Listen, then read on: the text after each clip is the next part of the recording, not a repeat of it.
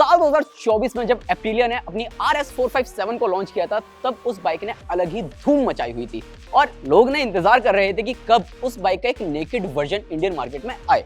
और साल 2025 आ चुका है और हमारे सामने मौजूद है एप्रिलिया की टुओनो 457। और इस बाइक को ऑब्वियस सी बात है, जॉनी इब्राहिम जब लेकर आए थे ना, तब लोगों की ना भीड़ जमा हो गई थी। और इस बाइक में काफी सारी चीजें ऐसी हैं जो कि एप्रिलिया की RS 457 से ली गई हैं। इंजन सेम वही मिलता है, इलेक्ट्रॉनिक सेम वही मिलते हैं, साथ ही साथ जो फ्रेम है, जो प्लेटफॉर्म है, वो आपको सेम RS 457 वाला ही मिलता है। लेकिन अलग क्या है बताते हैं। Electricity's disrupting my final form's calamity. I came for disruption. सबसे पहले अगर हम लुक्स एंड डिजाइन की बात करें तो एप्रिलिया टुओनो 457 पूरी तरह अलग दिखती है। ऐसा इसलिए क्योंकि इसका जो फ्रंट प्रोफाइल है वो पूरी तरह नया आपको देखने को मिल जाता है। जो हेडलाइट का सेटअप है वो काफी ज्यादा बढ़िया आपको नजर आता है। साइड में DRLs मिल जाते हैं और बीच में प्रॉपर आपको LED हेडलाइट मिल जाती है। हाई बीम लो बीम इसी में दी गई है और नीचे की तरफ एक बीक सी दी गई है और नो डाउट इस बाइक के लुक को काफी ज्यादा एनहांस करती हुई नजर आ रही है। बाकी 41 mm डाया के साथ आपको अपसाइड डाउन फ्रंट फॉक्स मिल जाते हैं और इनमें जो ट्रेवल है वो 120 mm का मिल जाता है। इसके अलावा 17 इंच के व्हील्स मिल जाते हैं और सेक्शन 110/70 सेक्शन मिल जाता है। और साथ ही जो ब्रेक्स हैं 320 mm के मिलते हैं और बाई ब्रेक के ब्रेक्स हैं। ऑब्वियसली बात है, जब हम इसे चलाएंगे तब आपको प्रॉपर एक ब्रेक टेस्ट भी करके दिखा देंगे कि बाइक ब्रेकिंग किस तरीके से करती हुई नजर आती है। अब साइड से इस बाइक को देखेंगे तो इस बाइक का जो डायमेंशन है उसमें कोई बदलाव नहीं किया गया। आपको सेम उतनी ही सीट हाइट मिल जाती है, सेम उतना ही ग्राउंड क्लियरेंस मिल जाता है, लेंथ सेम है जितनी आपको RS 457 में देखने को मिल रही थी। लेकिन इस बाइक में अलग क्या है, पहले तो इसका जो डिजाइन लैंग्वेज है, ऑब्वियस सी बात है यहाँ पर अब आपको छोटी छोटी फेयरिंग मिल जाती है। प्रॉपर फुल्ली फेयर्ड नहीं है, नेकेड वर्जन है, तो ऑब्वियस सी बात है ये जो छोटी छोटी फेयरिंग है वो इस बाइक के लुक को और ज्यादा एनहांस करती हुई नजर आती है। बाकी नीचे की तरफ अगर आप देखेंगे तो यहाँ पर ये वाला जो डिजाइन एलिमेंट है ना, एग्जॉस्ट वाला, यानी कि 2-in-1 एग्जॉस्ट आपको देखने को मिल जाता है और बहुत ही ज्यादा इस बाइक के डिजाइन को एनहांस करता हुआ नजर आता है। अब यहाँ जो इंजन है वो सेम वही 2 सिलेंडर इंजन मिलता है जो कि RS 457 में मिलता है और ये इंजन आपको तो पता ही है कि जो पावर आउटपुट है उतनी ही देता है, 47.6 bhp, साथ ही 43.5 newton metre of torque 6 speed transmission के साथ आता है। और जो electronics ride by wire system वगैरह है वो सेम आपको RS 457 जैसे ही देखने को मिल जाते हैं। एल्यूमिनियम फ्रेम पर गाड़ी को बनाया गया है तो ऐसे में ये लाइट वेट तो है ही, साथ ही साथ अगर आप पीछे की तरफ देखते हैं तो यहाँ पर आपको असिमेट्रिकल स्टील स्विंग आर्म देखने को मिल जाता है जो कि अगेन लाइट वेट है। और रेयर में भी अगर आप टायर देखते हैं तो 17 इंच के मिल जाते हैं 150/60 सेक्शन के और इनकी ग्रिप भी बहुत जबरदस्त है। इसके अलावा 220 mm का डिस्क मिल जाता है और इस बाइक में डुअल चैनल ABS मिलता है जो कि अपना काम काफी बेहतरीन तरीके से करता हुआ नजर आता है। इसके अलावा यहाँ पर आप स्प्लिट सीट्स देख सकते हैं और साथ ही जो ग्रेब हैंडल्स है उनका जो डिजाइन है वो काफी ज्यादा बढ़िया है। एंड रेयर टेल लाइट भी आप देखते हैं, इंडिकेटर्स आप देखते हैं तो वो भी आपको काफी ज्यादा अलग नजर आएंगे। हालांकि मुझे लगता है जो इंडिकेटर्स का डिजाइन है उसे कंपनी थोड़ा सा और बेहतर बना सकती।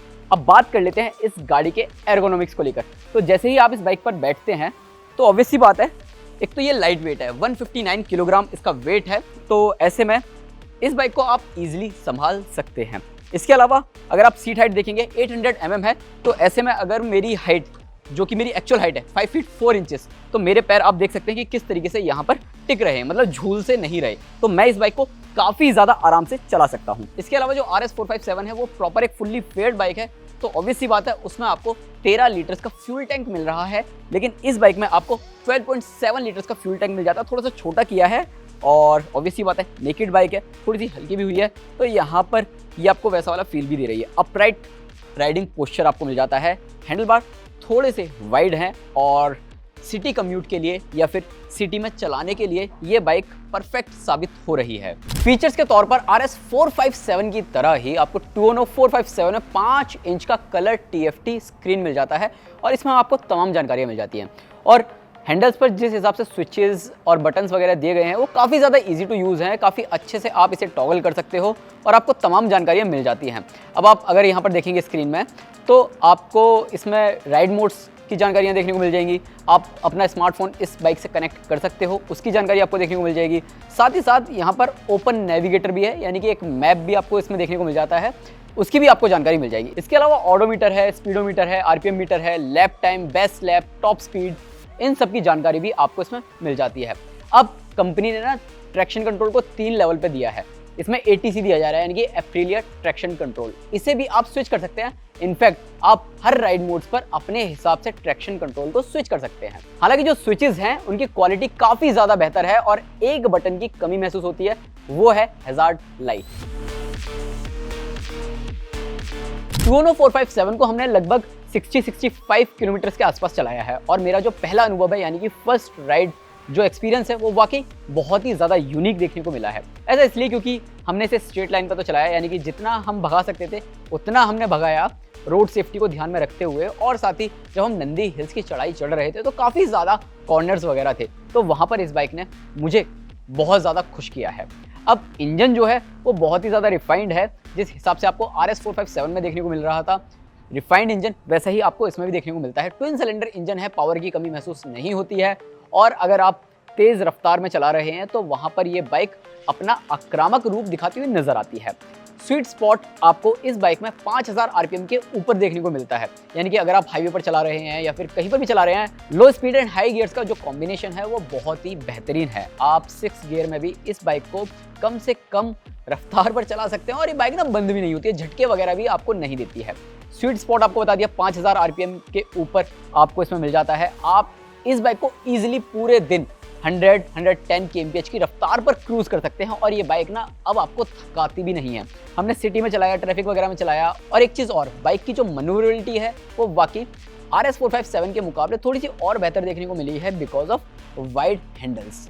इसके अलावा इस बाइक में जो ब्रेकिंग है वो भी बहुत ही ज़बरदस्त है। डुअल चैनल ABS है, तो बाइक की जो ब्रेकिंग है वो भी बहुत ही ज़्यादा बेहतरीन है। हमने टेस्ट भी किया, बाइक की ब्रेकिंग का टेस्ट हमने 100 kmph की रफ्तार के आसपास किया और वाकई एकदम से ये बाइक रुक गई। ABS ने भी काफ़ी बढ़िया काम किया, कहीं से भी बाइक स्लिप होती हुई नज़र नहीं आई।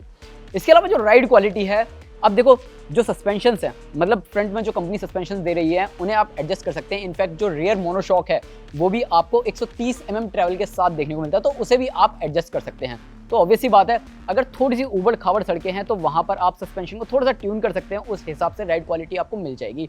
और अगर आप हाईवे पर चला रहे हैं, स्मूथ टारमैक पर चला रहे हैं, तो बाइक की जो सस्पेंशन की सेटिंग है वो आप हाई लेवल पर रखेंगे और बाइक से आपको काफ़ी बढ़िया रिस्पांस मिलेगा। इनफैक्ट अगर आप तेज़ मोड पर एकदम से मोड़ने की कोशिश करते हैं तो वहाँ पर ये बाइक ना डगमगाती हुई नज़र नहीं आती है, मतलब आपको ऐसा फील नहीं होगा कि आप एकदम से गिर जाएंगे।